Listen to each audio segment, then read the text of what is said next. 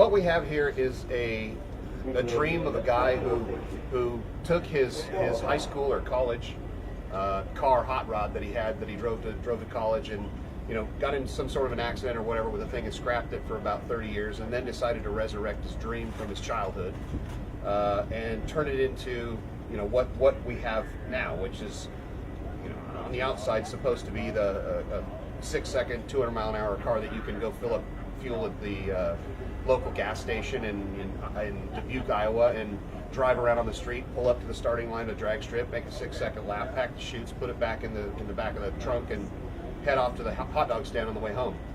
So this is Rod Tschiggfrie, and this is his brainchild and his dream, and so we'll just let him kind of take over from there and fix all the stuff that I've gotten wrong so far. I don't think there's anything left to be said. You did a good job at it. Thanks for the opportunity, number one. And the one thing that I did not expect getting into this sport was all the friendship and the camaraderie. I am stunned about how nice and generous everybody is, and I'm excited to be part of the family now. I get to meet new people. Kenny and I are striking up a new conversation and a new relationship, hopefully.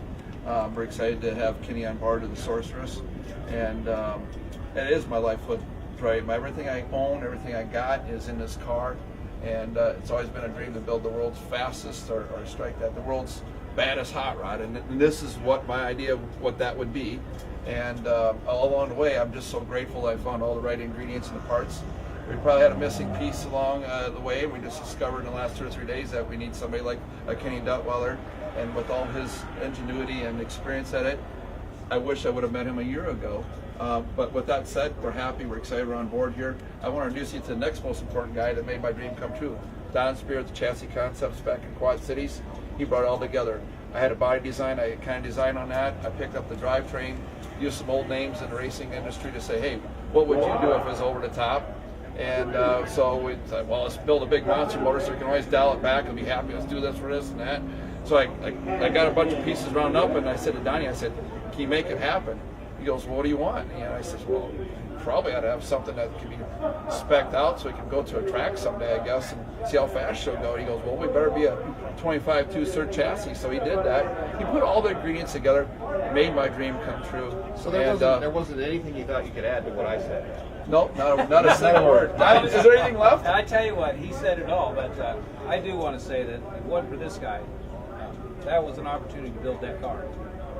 Very seldom you get somebody gives you a green light and say, build what you want to build, and go out on a limb and do something crazy. That's a crazy car. And we're good friends, and that's important. Oh yeah, we've really become good friends. We've been sleeping together for the last 4 or 5 days, so now we're really close.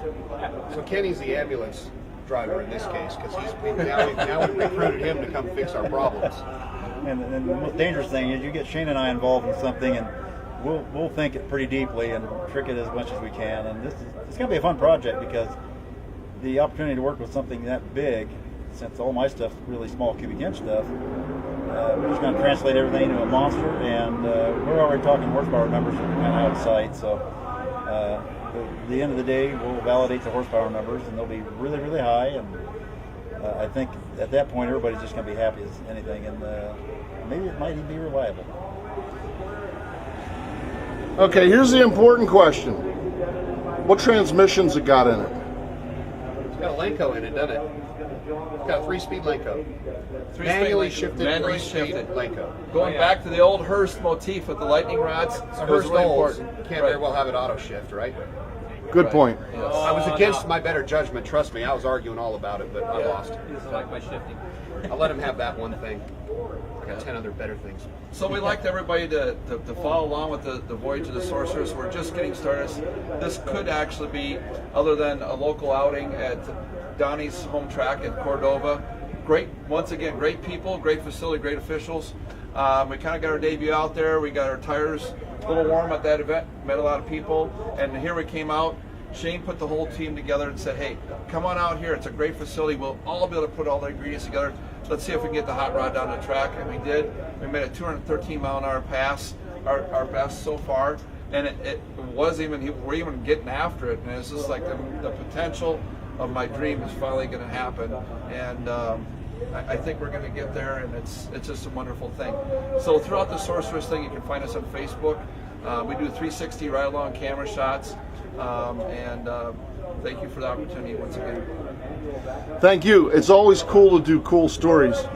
And usually, if there's a cool story, Shane's involved in it somehow. And same with this guy over here from when I was a kid. I can't say when I was a kid, but always good reading about you guys. And now I get to actually see the car that I've been reading about for a while. So Great. thank you. Thank you for letting me.